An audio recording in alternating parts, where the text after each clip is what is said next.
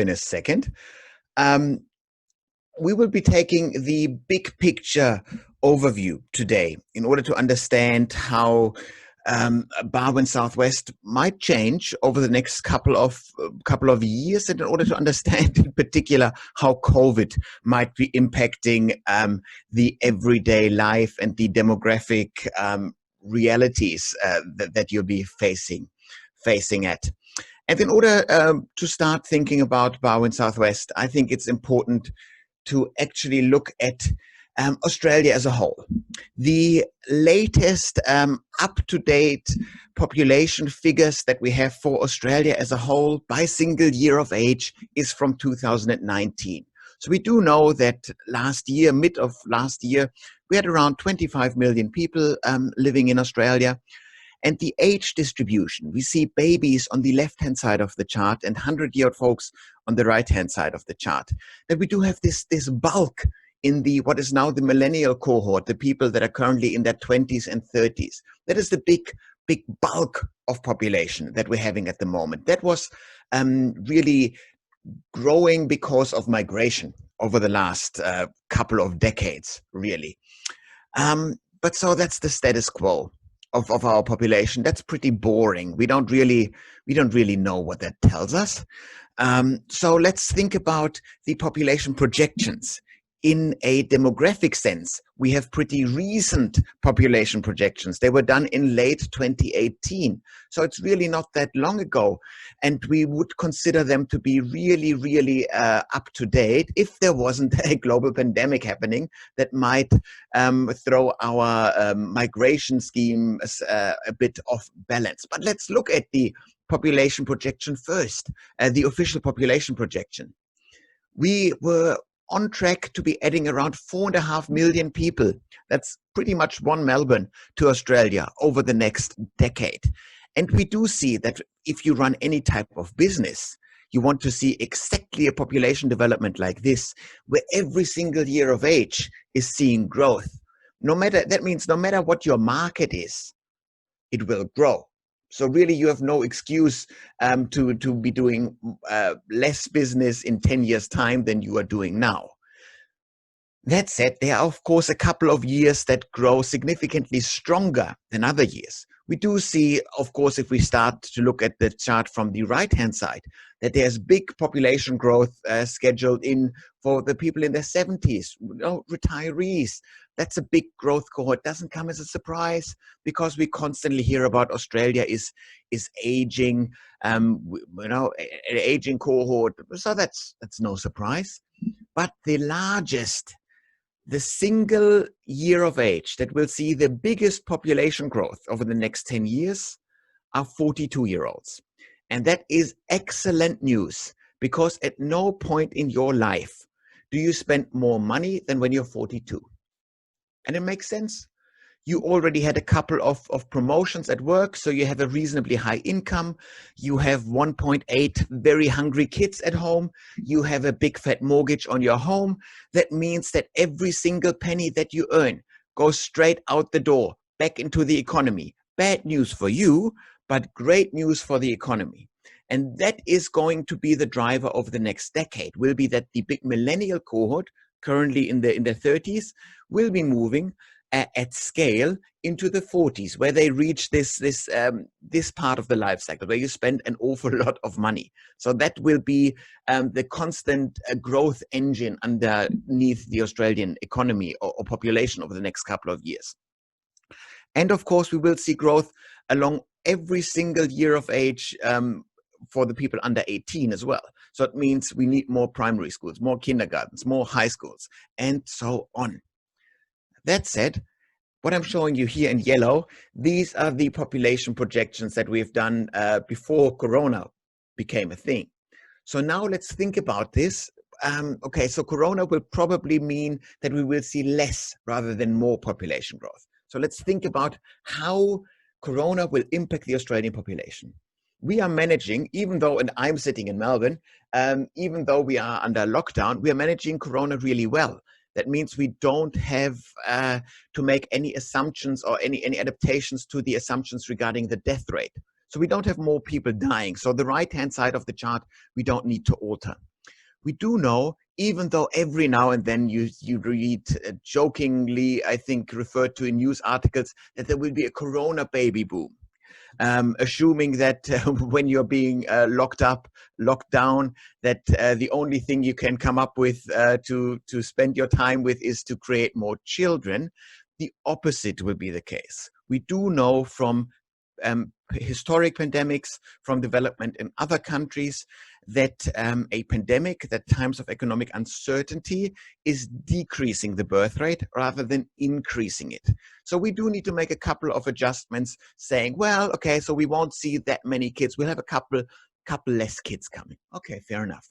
But we also know that around 60, over 60% really, of our population growth in Australia has been driven directly by migration. We in 2020 will not have a positive migration intake. You know, at the height of migration boom, we had 300,000 people net migration coming into Australia. That won't occur. 2020 is about to have zero net migration. So instead of having something between 200,000, 300,000, we are going to have zero for 2020. The best estimates that, you know, occasionally you hear a government official talk about official population estimates or migration estimates, is around 30,000 net migration next year. So we need to take out quite a few migrants. Then if we take out those migrants for the next 10 years, we need to say, well, those guys that don't come to Australia, they also won't have kids in Australia. So we do understand, yes, migrants who are largely between 18 and 39, because migration in Australia is driven by international students who are young and driven by older skilled migrants, but who are still under 40. So if we take all of this into account and we take out the scissors and we cut out the population that we are expecting to be losing by 2030 in comparison to the official population estimates, we do see that up to the age of maybe 40s, mid 40s, early 40s, we don't need to make any adjustments from the back. So that means the older population is going to be unchanged. We are going to lose population, couple of young ones, not too many, but we will lose heaps of people in the, and you see this here, where the black line actually cuts deep into the blue line of 2019. We, by 2030, will have fewer people aged 22 to 28 than we had in 2019. That is a first in a long time in Australia, that we do have a specific age cohort that is shrinking. That's big news. And that will really impact a couple of businesses. Imagine if you run a university. Universities have half of their enrollment is 22 to 28. That's a problem for universities. They completely need to redo their business model. That's a big shift in the way that population functions in Australia. But it is very important to note that the millennial boom, the big boom of population that is shifting in the big population that is shifting in the 40s, the big growth cohort, that is still happening. The biggest demographic driver in Australia will be millennials over the next 10 years. So now we want to look a bit closer at Barwon South West, and we want to understand how the region is functioning, how the region is developing. And within the state of Victoria, everything is orbiting around the economic power of Melbourne. So let's understand how Melbourne has been developing over time. This map shows you Melbourne as of 140 years ago, when it was a very small, very centralized city. So we jump forward a bit, 100 years ago. Melbourne is growing, and it is growing eastwards. It's just was an easier way to build eastwards, very flat, easy, affordable land eastwards. The winds are more favorable there. So you develop towards the east. 70 years ago, we are still shifting Melbourne's development towards the east. 50 years ago, 20 years ago, and this is Melbourne pretty much today. We didn't change the built-up area too much, and we also know really how Melbourne is going to develop in the future, because we do have the urban growth boundary, and we do see that there are very few growth corridors available to actually create more urban space. these corridors are heavily concentrated in the west. Melbourne as a city that has so long been growing eastwards is now rebalancing. You do see this in the micro as well, where in the CBD, all the big office growth was used to be centered around the Flinders Street station end of the CBD. But now all the growth is happening in the Docklands towards the Southern Cross end of the CBD. As old buildings, old office buildings in the CBD that were towards the east needed to be redeveloped, and so the big players just move to the new office towers towards the west. That will actually be helping to shape Barwon South West, simply because the connection, the gravitational pull, if you will, is growing.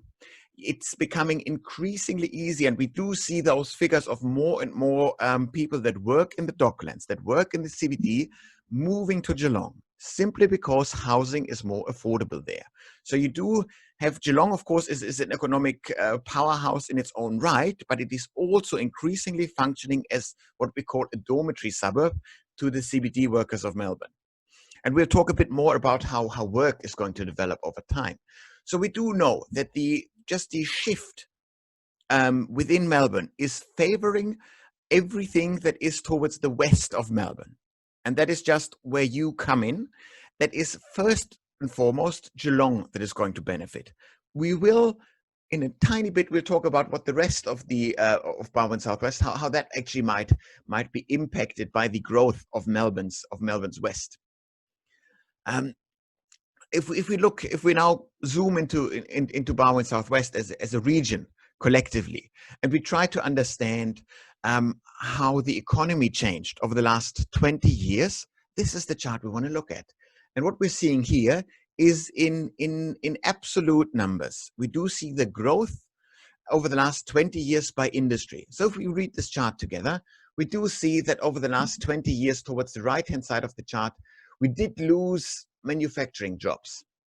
Around 5,000 manufacturing jobs were lost in the sector. There were also a couple of telecom jobs that were lost, but you do see this here. Overall, around 12,000 jobs were lost in the region. These are 12,000 real jobs, real people with real lives and real families attached to those jobs. So this is not a good news story. But is it not true that for every single job that we lost over the last 20 years, we created 7 new jobs? 88,000 new jobs were created. So that is excellent. This ratio of 7 new jobs for every lost job, that is a very good ratio. That is the ratio that European countries, that the US, that Canada on a national level operate under. The Australian average is actually way higher. Australia has been a job creation machine and operating on a ratio of 15-1 new jobs. But that is, of course, driven by mining, by knowledge economy jobs that are clustered in the Melbourne and Sydney CBDs. But a regional area that is adding jobs at a ratio of 7-1 is fantastic. That is a very stable setup. There, of course, Glenelg, of course, isn't as strong in creating jobs as Geelong is, for example. So we're still looking at a vast stretch of land with individual developments in it. So let's understand this chart to actually see what is happening here. What sectors are growing? Well, healthcare and social assistance is the #1 job creation machine. Again, that doesn't come as a surprise because we are an aging region, an aging country. We're also a rich enough country. We are a country that can afford to grow old, can afford to actually provide medical care and assistance to its aging population. That is great news. And so that has been driving population growth. Construction, education on number 2 and 3. So, okay, so we do see the rough idea of how job growth is occurring. But so let's think about this in the light of COVID-19, which of course is throwing havoc with the employment. So what sectors of the economy will be seeing growth and which will be seeing decline? The sectors that will be hit the hardest by COVID is, of course, arts and recreation. That sector will be hit. It is also of the 19 officially existing economies or industries in Australia, arts and rec is the smallest. So it's not too bad. It's not a big driver in Barwon. So that's all right. So it's okay if we lose arts and recreation jobs. Accommodation and food jobs, they were actually a fairly big growth cohort, and that is going to be hit hard as long as COVID is a thing. The same is the case for retail trade. Well, retail is a bit more complex, but overall, these are sectors that will probably not see as much growth as they have. So that's a problem. But, and that's the good news story. And you might be surprised to find good news employment stories in a COVID world, is that the sectors that will actually be seeing growth due to COVID, they also exist. Manufacturing, a declining industry in Barwon, will actually see growth. During COVID, we, as a nation, we realized pretty quickly that we don't have the supply chain sovereignty that we were used to have. We suddenly realized, wait a second, we can't just easily build ventilators. That wasn't possible. There were only a handful of companies in Australia that could pivot to start building ventilators. We had one company in Australia that could build medical grade face masks. Just one. So we did realize that we built ourselves in a bit of a kerfuffle here by not being able to provide enough manufacturing. Manufacturing will be favored and will be supported by government like crazy over the next years. That means if manufacturing, where is it going? You're not building this into the CBD or in the inner city. Manufacturing is going to occur on the outer suburbs of the big cities, or it is occurring in regional centers where you have transport links to get your stuff to market. So that is going to be in favor of your region. The same is the case for agriculture. We did really well. You know, global supply chains actually went down, contracted, and we had no food security issues. Sure, a couple of people bought a bit too much pasta and toilet paper for a while, but that's about it. We had no food shortage whatsoever. That is insane. That means we did really well here. And what Australia will be doing is we'll try to do more value add in the agriculture and food sector. That means we'll try to stop live export, for example. We'll try to add the slaughter in Australia. We value add. That will occur. That will benefit the regions. And of course, healthcare and social assistance. We will be spending way more money on this. So that is another sector that is going to grow. So overall, the industry setup in your region is actually stable enough to weather the COVID storm. So that is a good news story, I would say. So let's think a bit more about, will we see regional growth in Australia, in Victoria? For decades, it has been the explicit goal of all levels of government to better distribute population growth more evenly across the canvas, and it didn't happen. For a while, we had 60% of all population growth in Australia occurring just in Melbourne and Sydney. We had 80% of population growth in Australia occurring in our 5 largest cities. We really just sucked the population out of the regions and just put them all into the inner cities. That's a thing of the past, I would argue now. So let's look at the 4 big drivers for regional growth over the next decade, if you will. The first one is the existing strengths. I mentioned this before. We will strengthen in Australia as an economy, agriculture and manufacturing. These are 2 regions, 2 industries. If they are strengthened, if there are investments occurring, these investments will flow into the regions. That is beneficial. That's nice. That's nice to hear. Let's look at the next bit. Infrastructure. We will find ourselves for the first time in a long while in Australia with an unemployment rate of, and we're talking about the real unemployment rate, not the one that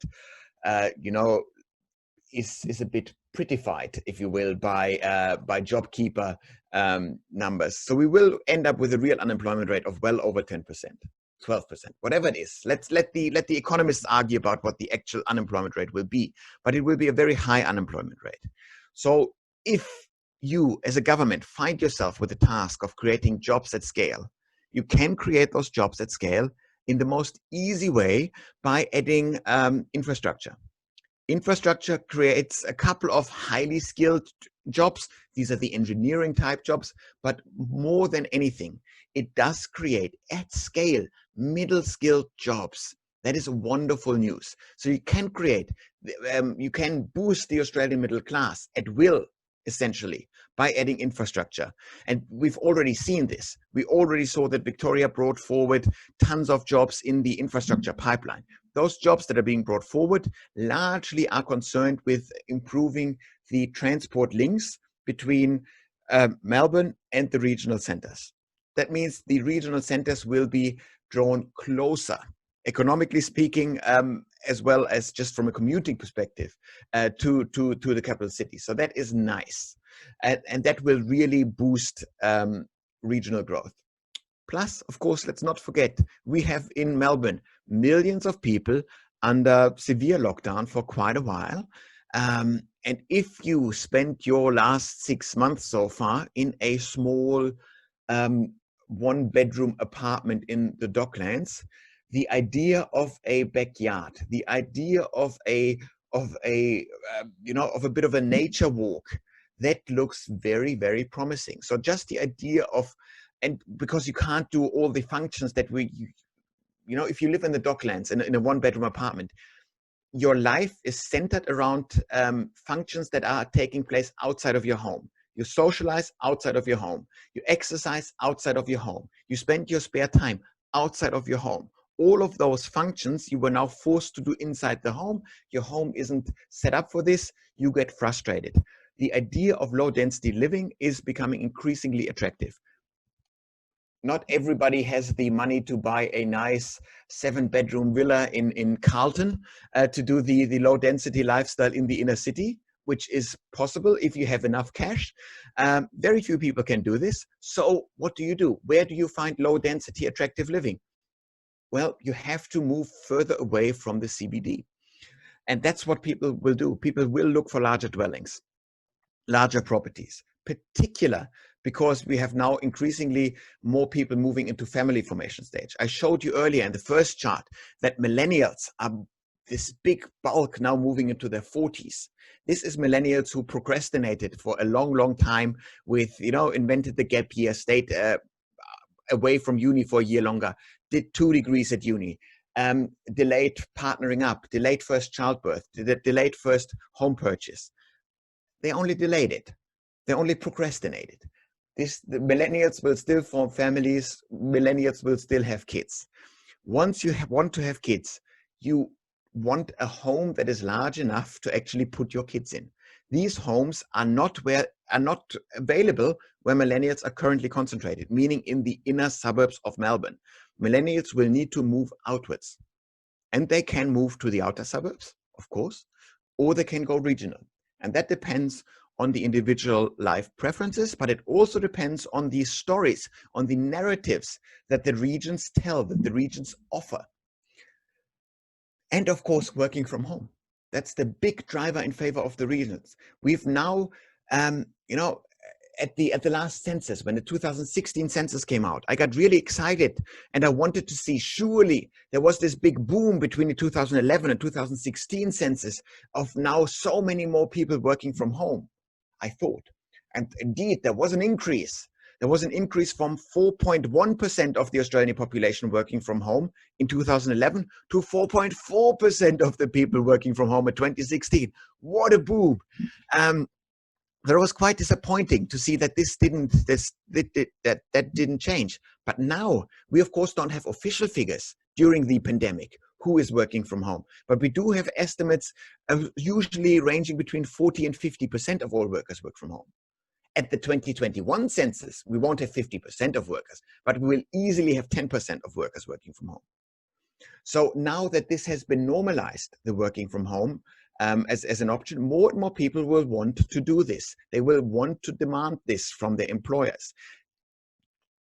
I would suggest that you don't work from home every day, but I would suggest that you work from home 3 days per week, and you do the long commute. You might even do an extreme commute that's over 2 hours for 2 days a week. You can do this. You can just suck it up and drive for a long time. That works, and that will benefit the regions massively. So I'm actually very, very optimistic about growth in the regions over the next 10 years. So, but everything in Australia is being driven by jobs. So let's understand a bit closer how the job landscape in Australia works. And to do that, I want to take you back to my favorite day of the year. It actually only comes around every 5 years, and that's Census Day. On Census Day, you were asked to write in a little form whatever you think your job was. And our friends at the ABS put your answer into one of 1,300 categories. That's the number of jobs that officially exist in Australia. And each of those jobs has a number attached to it, a number from 1 to 5, the skill level. That indicates how much formal training must you have gone through before you're allowed to do that job. That makes sense. Doctors, engineers, midwives, they need a lot of training before they're allowed to do the job. Skill level 3 jobs, that's what we think of as the Australian middle class. These are the middle skilled jobs where you need some sort of trade certificate to become an electrician, to work in manufacturing. Skill level 4 jobs are the low skilled jobs. You need some sort of formal qualification, a driver's license to become a truckie, to do the job. And skill level 5 jobs are so-called unskilled jobs. You don't need any formal qualification, you learn on the job. So let's look at the distribution of jobs in Australia as of the last census. If it was perfectly evenly distributed, we'd of course have 20% in each box. 28% of jobs fall into skill level 1 category. That doesn't come as a surprise. We hear this a lot. We are a knowledge economy. Sure, that doesn't surprise us. Skill level 3 jobs, the backbone of the Australian middle class, that is 15% of the jobs. Still reasonably strong, and we're very heavy towards the low-skilled jobs in Australia. Well, how much does that really tell us? Not so much, I think, the status quo. The trend is your friend. Let's look at just the net new jobs that we added to Australia between the 2011 and 2016 census. And is it not true that half of the new jobs that we created in Australia are skill level 1 jobs? They require an university degree. That is unbelievable. We couldn't have possibly filled all those jobs without the skilled migration program. We needed migrants to fill those jobs. It would have been utterly impossible to create the jobs, to fill the jobs that the economy created without migration. But the scariest number of the whole presentation today is hiding here in plain sight on this chart. 1% of the new jobs that we created were skill level 3 jobs. We are not creating a middle class jobs, not at all actually. And sure, we are then heavily towards the low skilled jobs as well. But in Australia, in our heads, we still think of the Australian workforce as a perfect bell curve. Sure, there are a couple of rich folks. Sure, there are a couple of poor folks. But essentially, we all have middle-skilled jobs, have middle-skilled incomes, have middle-class lives and middle-class dreams. That is not the case anymore. The Australian workforce much more resembles a U than it resembles a bell curve, where we have more and more poor folks, low-income folks, more and more high-income folks, and just a stagnating number of jobs in the middle. We're hollowing out the Australian workforce. And that has massive implications in terms of social cohesion. How do you provide services to a workforce like this? But before we get to this, maybe the last 5 years here were just a blip in the, a little accident in the data, just a freak coincidence. So let's look at the job forecasts. Much of the same. Job projections, essentially, this is the new reality. You need to be aware, you need to be ready for a Australian society with an increasing number of people with high incomes and an increasing number of people with low incomes, and the middle income people essentially stay put. Well, that's Australia. Maybe, just maybe, Barwon South West is completely different in the employment profile. So let's have a look at this. We're comparing Barwon South West 2016 with the 2016 Australian average. Nope, you almost perfectly resemble the Australian average. This is also your reality. Don't fool yourself in thinking that you have this beautiful bell curve employment profile in your region. That is not the case. You increasingly need to operate in this, let's call it winners and losers setup of the workforce, of your constituency. It's a harsh reality, but you do need to deal with it. And in order to actually show what this means on the ground in a practical sense, let's look at the income for people who only have a year 9 education. If a year 9 is the highest level of education that you have, sorry, I don't know how I drew those arrows, by the way. They just stick here, I just see.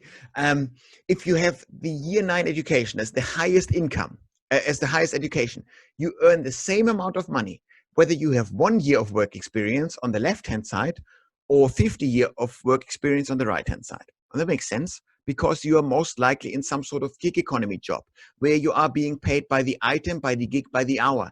The only way to earn more money in this type of job is to work yourself to death, is to work more hours. So please stay at school for another year.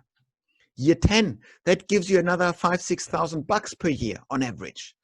You know, you don't live a really comfortable life on this income. But if you are, this is essentially year 10, that's the skill level 4 jobs that are open to you. If this is the type of job that you have, your life will be much more affordable, much more comfortable in a regional town that is cheaper than in a capital city. So you're better off as a low educated worker to go to the regions than to stay put in Melbourne. It's a reality that is hard to fathom at first, but that's the income profile. And this is the median income for full-time employed workers. Trade certificate, that really pays off. You know, $60,000. Yeah, you can live a humble life on $60,000 in the region. That works. Better yet, if two tradies get married, you know, pool 1.5 or 2 tradie incomes, you can live a good life in a region, in a regional town. Absolutely.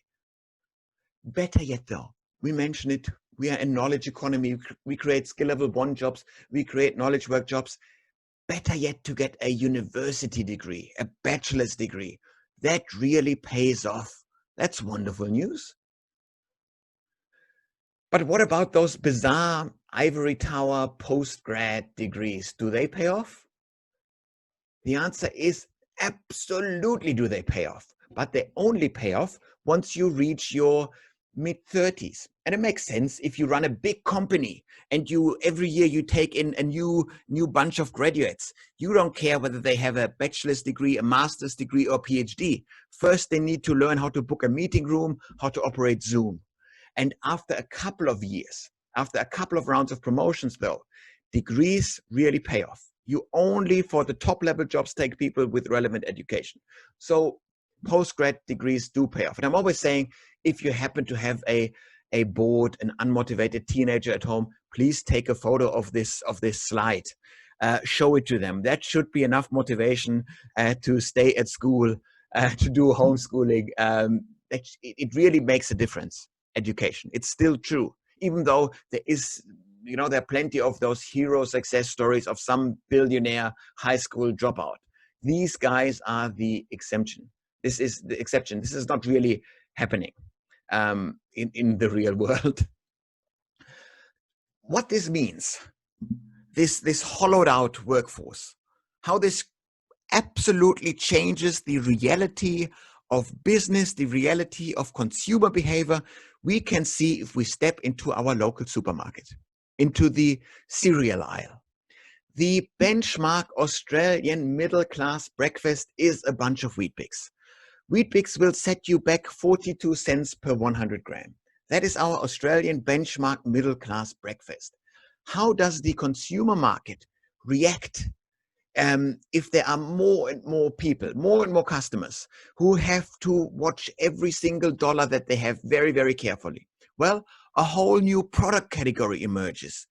The wheat biscuits product, the home brand line of produce, the Aldi products.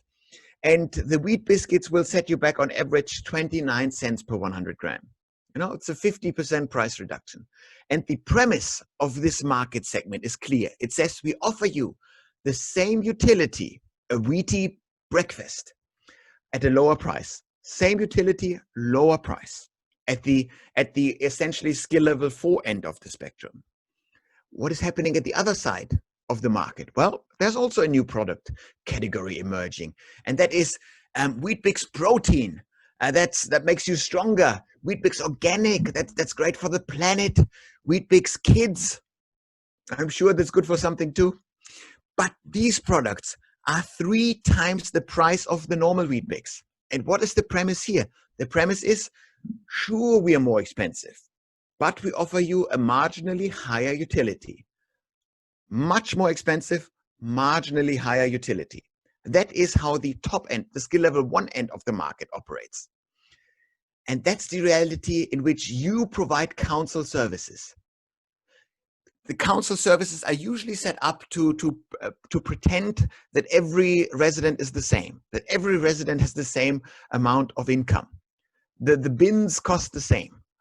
But in reality, you operate in a market where the bins are a negligible cost for one customer and a really, really big cost for another customer. And how do you operate? How do you provide the same level of service in rich neighborhoods, in poor neighborhoods? This is only going to get more intense over time. Do you need to adjust your pricing system? Is there a way to do this? How do you subsidize poor households? How do you decide who a poor household is? Is this something worth looking at all? Is there a better mechanism to reduce council rates for low income earners? What do you do? How do you finance a council in this reality? Is this a risk for social cohesion in your local community? I'm always saying, social cohesion in a society with a strong middle class, that's pretty easy. Australia did have this a couple of decades ago. At the moment, if we look at social cohesion with lots of winners, lots of losers, lots of high income, lots of poor income people, look at the US, look at South Africa, look at Brazil, and just see how difficult it is to maintain social cohesion within a country, within a community. That is very hard. And it is to the local players to actually create social cohesion, but the game just got harder to create social cohesion, got way harder over the last decades. And it's only going to get harder if we look into the future. Talking about consumer behavior and the desires of customers, I want to take you back to the English-Scottish border in the mid-1990s. There's a tiny little boring border town. Not much is happening, but the town is just big enough to open a McDonald's. So in the mid-1990s, finally a McDonald's opens in our little border town, and it is the most exciting thing that's happened there in a long time. So people queue, in the McDonald's, they wait in line and they happily munch away on their Happy Meals, on their Big Macs. What is occurring to the local post office a month after the McDonald's opened? The local post office is flooded, absolutely inundated with complaints. Your service is horrible. I have to queue here forever. This is unacceptable. Your service is so bad. What happened to the post office? The customer expectations changed, not the post office changed. People are not comparing the post office, the performance of the post office to the performance of the post office a month ago. They're not even comparing the post office with the post office in the next village. No, they are using a completely different category to compare the post office against. And that is occurring to you as well. You have an increasing number, actually all of your customers, all of your residents are accustomed to new concepts. You know, our English residents were accustomed to the concept of quickness by McDonald's, but now your residents are accustomed to so many new concepts by all the wonderful and sexy apps that they use every day on their phone. Apple, a very elegant service.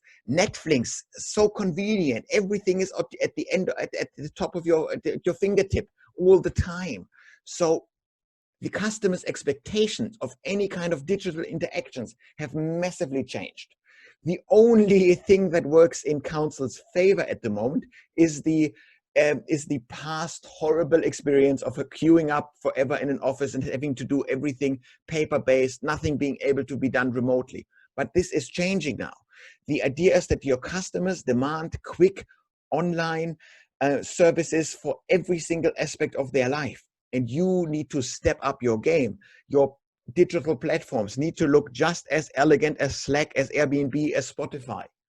It's a brutal game because these are, of course, billion-dollar enterprises who work really well and who have a bit more manpower available than your offices do. But that's the benchmark that has been lifted.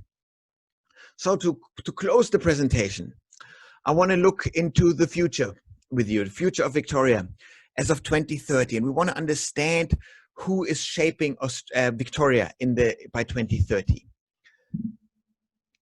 So we'll have around close to 8 million people in Victoria in 10 years' time. The pre-boomers, the people born before 1945, they will make up only 3% of the Victorian population. So they are not the ones driving the directions of the values that are shaping Australia. And they are also a very frugal, very easy to manage cohort. You know, they pay their bills on time, they adhere to the rules, they don't do extravagant spending, so they're easy to manage. The baby boomer cohort, as of 2030, finally, even the last of the baby boomers will have reached retirement age. That doesn't mean that all baby boomers are retired. They will still work. They will still sit on company boards. They will still have talkback radio shows. But more than anything, baby boomers will have left the workforce. So they're in the retirement phase of the life cycle. That means that businesses, that means that government isn't shaped by baby boomer values anymore. Baby boomers, of course, being a generation that was happy to live to work. They were happy to forego family time in order to create family income.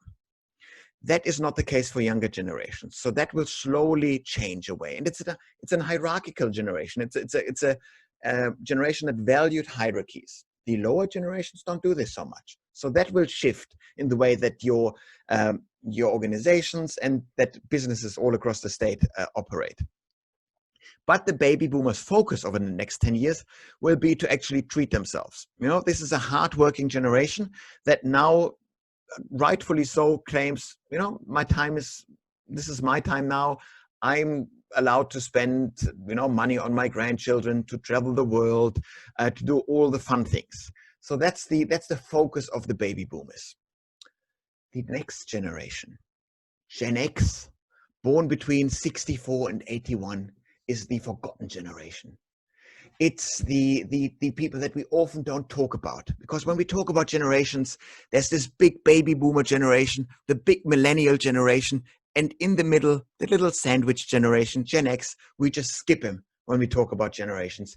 And that is a shame and unacceptable throughout the 2020s, because the top leadership positions around all of Australia, around Victoria, are being held by Gen X. You become prime minister at 54, you become CEO at 52. That's smack bang in the middle of the age that Gen X will be over the next 10 years. Gen X, of course, is a very practical generation.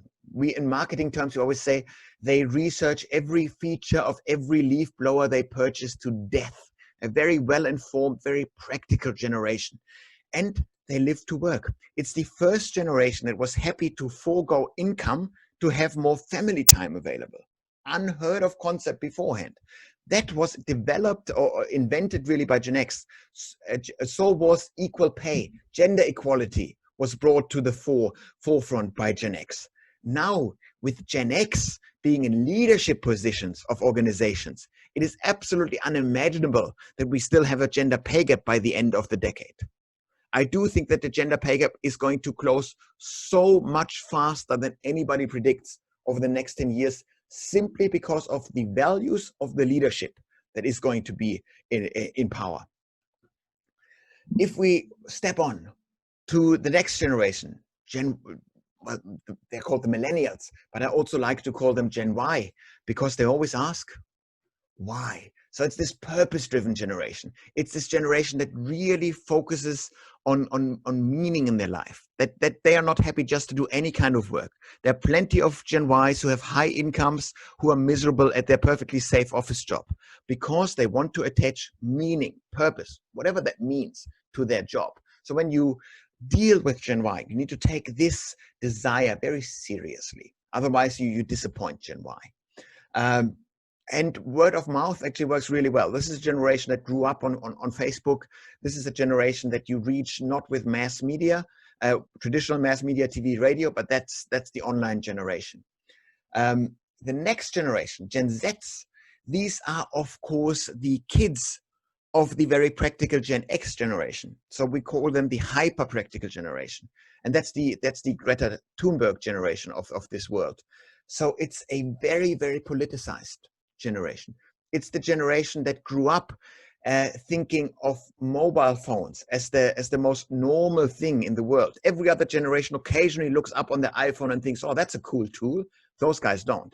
This generation thinks global issues first, local issues second, climate change first, local bike path second. If you want to reach Gen Z, you do need to put whatever you do into the bigger, ideally global context. Draw the connections between local and global. Then you reach Gen Z. And they are a hyper-educated, very skilled, very practical generation. You can actually get them to do stuff, much more so than you can Gen Y, millennials. So it's a great generation to focus on. It's, of course, currently the generation in there that they're still very young and very keen to do something. Get those guys on board now. You see how this goes. Gen X, Gen Y, Gen Z, we run out of letters in the alphabet. So we need to skip alphabets to our Greek friends. Gen Alpha, we start anew.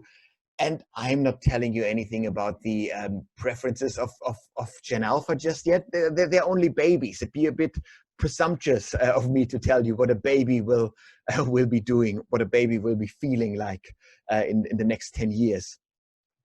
So to sum up, overall, for all of Victoria, there's good news. First, the pie keeps growing. More population, more economic growth, probably shifting more towards regional growth. So that's good news.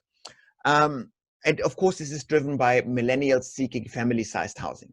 You know, I mentioned it before. Millennials now finally start families. If you raise a family, you need to be in a large enough dwelling. Those large enough dwellings are not available at the locations where millennials currently are located. So millennials need to move out of the inner city, and they will move to the outer suburbs, to suburbia, or the regional towns if the regional towns tell a compelling story. And the compelling story is a whole of life approach. That really tells the story of how you bring your kids to school, or the kids even better can cycle to school safely themselves without any, parents working as chauffeurs. You have a secure job available. All your basic amenities are there. I'm always saying that one of the best things that a local council government website can do is show people laughing in an outrageously fancy cafe. That is actually a thing that millennials are used to from the inner city, that they will want to, this function, they need to have replicated wherever they move to. So, and all councils tend to do this actually. So that's a good news story for the regions. And in particular, Barwon South West will actually benefit. Geelong will be a big winner of COVID-19, and even further out. The better the transport links, the bigger the growth will be. That is operating the wrong way around. Well, your residents, they will actually want to act in a sustainable way. You will have an increasing number of residents that are millennials, that are Gen Z even, and they are keen to do the right thing. They are really, really keen to act in an environmentally friendly way. But it is your challenge, it is your task to provide the context, the systems within which people can easily do the right thing. So you can motivate your residents more than you ever could before, but it's your job to actually provide the right context and to reach people in the right way. The biggest problem that I'm seeing over the next 10 years is the polarization of the workforce. I really think that social cohesion is at risk if you have more and more people that are very rich and more people that are poor. Because those people don't, what do they have in common? They don't hang out at the same venues. They do more in regional towns than they do in inner city, but we're increasingly segregating spatially in rich and poor. That's not helping. A regional town where you only have a couple of pubs, only have a couple of schools, only have a couple of sport clubs, a couple of volunteering organizations, that means that there is a better mix of rich and poor in the same organizations. More and more opportunities where rich and poor operate on eye level as equals. These opportunities are rare, if not absent, in the inner city. So social cohesion is easier, but still a huge challenge in a regional town. And the best thing that anyone, any business, any organization in Australia can do is to create middle income jobs, is to create jobs, the trade, manufacturing jobs. They are the actual social glue that builds the bridge in the Australian workforce. Thank you so much for this. We're now jumping to Q&A, and while we're waiting for the questions to be collected, I'm of course on all of them socials. Particularly busy I am on LinkedIn and on Twitter. So please make sure to follow, to connect. If you're into demographic data and charts and maps, I'm just sending these things out on a daily basis. Thank you very much, Simon. That was absolutely enthralling and a lot of opportunity for us here. There are some questions there, and Belinda will coordinate asking those of our guest speaker. Thank you.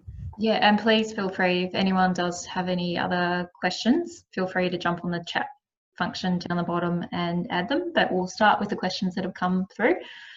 So first one there is from Lynn. Will population increases affect the cost of living in regional areas? The answer is a clear that depends. So you do see this, that population growth, they're different models. Every now and then you have towns like Wodonga is a great example that saw massive population boom over the last couple of months, but house prices went down massively, actually. And that is only because who is moving into a town. So this was young people returning to Wodonga who only spent a couple of years away, rather than usually people leave a regional town at 18 to go to university, and they only come back once they have kids of school age, so in their 40s. So you miss a young population for about 20 years. Wodonga got their people back way faster. Simply because, well, there are no jobs in Melbourne, and so you go back to Wodonga, and these people bought property, but they bought the entry level property end of the market. So house prices went actually down in Wodonga. So it depends on which market segment is operating. And then you have small regional towns like Ballina in New South Wales always comes to mind. Reasonably small town, but there you only have rich families or wealthier families moving into, so house prices went up. So for example, if I had to predict house prices in Geelong, I would say that population growth in Geelong will drive house prices up. I would predict that if a regional town sees big growth or reasonably big growth in relation to the town size, house prices will actually go up. That'll be the more common change. So that said, if you are planning to buy a property in a regional town that you think might be growing, you are better off buying sooner than later, if that makes sense. Great, thank you. Next question is from David. The skill level generally correlates with income, you would think. Skill level 3 suggests that there is an opportunity for trade-based jobs based on supply and demand. Absolutely. Yeah. So these skill levels perfectly correlate to the, essentially they correlate to the income, to the education level chart that I showed. So this chart essentially correlates with income. So that means trade jobs. The main goal is to shift the shape of our workforce, to take skill level 4 jobs out and put people from skill level 4 jobs into skill level 3 jobs. Because it's unrealistic to say we move everybody from 4 to 1 or 4 to 2. That's the big shift that needs to be done, and it's a significant income step from 4 to 3. In order to get a skill level 3 job, well, first of all, those jobs need to be available. That's a structural problem. Can we create enough of those jobs? Then we have the structural problem of, can we create enough highly skilled or sufficiently skilled workers for skill level 3 jobs? Every Australian industry organization will tell you we don't. The big problem from the employer perspective is that we don't have the skilled workforce available. I am claiming the most important thing to be doing over the next 10 years is to make TAFE free, and also, but that's a different topic, to make childcare free. These are two things that we do need to subsidize, and I actually don't see a way around. Our skill level 3 workers aren't skilled highly enough, but in order to motivate them to go back to TAFE, TAFE must be for free, and pay must be linked to the level of TAFE education that you received. If that makes sense. So there's a big challenge. And with the infrastructure pipeline being brought forward, with infrastructure jobs being created right now, we are actually right now needing skill level 3 workers. So that's what I would be betting on if I was a young person that is not aiming to go to university, because university might still be the better income bet, is to definitely get TAFE education and get and upskill. You know, even if you have some sort of TAFE certification, get another one. Like it actually will pay off. No worries. Next question's from David Bell. Is a model based on population growth as a continuous driver sustainable? In Australia, you can actually say yes, because Australia we got plenty of room to grow. So if you talk about carrying capacity of our cities, of our agriculture, water is an issue in regions, but we can add heaps more people, theoretically speaking. That the big problem that we have in Melbourne and Sydney is that population growth occurred at a much higher rate than infrastructure growth, and that's something that you cannot afford. If you create a city like Melbourne where you add over 100,000 people per year. Over the last decade, Melbourne added 1 Adelaide. If you had told this to somebody in 2010, so like, you know what, we'll just invite all of Adelaide to live with us, they would have said, oh Jesus, how are we going to manage? And the reason is we kind of sort of manage, but we built ourselves into so many traffic bottlenecks, into so many infrastructure overload in regions. That's not helpful. So if you want a society with high population growth, and it's the easiest way to grow GDP, then you do need to invest into infrastructure at a much higher rate than we did now, if that makes sense. And everybody, that's the good news. The good news is that everybody is aware of that. So if we actually play catch up on infrastructure, we can afford to grow more. Whether this is desirable, of course, there is also much more of a, it's almost a question of preference. But really from an environmental perspective, it doesn't matter, because if you look at the Earth as a global system, we don't care whether a person lives in China or Australia. It then depends on the impact that they have on the planet. So really there's no global environmental argument against migration, if that makes sense. Great, I think we've got time maybe for another couple of questions. This one's a bit of a long one from Simon. Hypothetically, if council elections were coming up and you were became a councillor for Barwon South West region, what would you focus on first? Would you look at education, skill level 3, ageing services for baby boomers, relocation benefits to attract healthcare professionals, manufacturing? There's lots of opportunities. So what should we focus on first?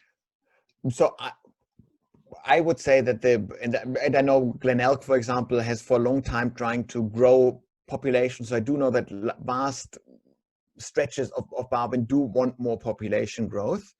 I would then say, okay, so if that's the goal, if we do want to attract people, you ideally want to attract young people. So the two main strategies. You want to attract more young millennial families to settle in your community, and you want to make sure that you have fewer 18 and 19-year-olds leaving your town. That's the two big steps that I would touch on. Regional TAFEs are absolutely crucial in order to make sure that more 18, 19-year-olds stay put and see a future in their particular region. So this is where I would, as a councillor, I could only lobby for free TAFE. But I think that's something I would consider. Might even consider subsidizing TAFE if that's an option. And then, of course, you want to tell the compelling story to young families to move to the regions.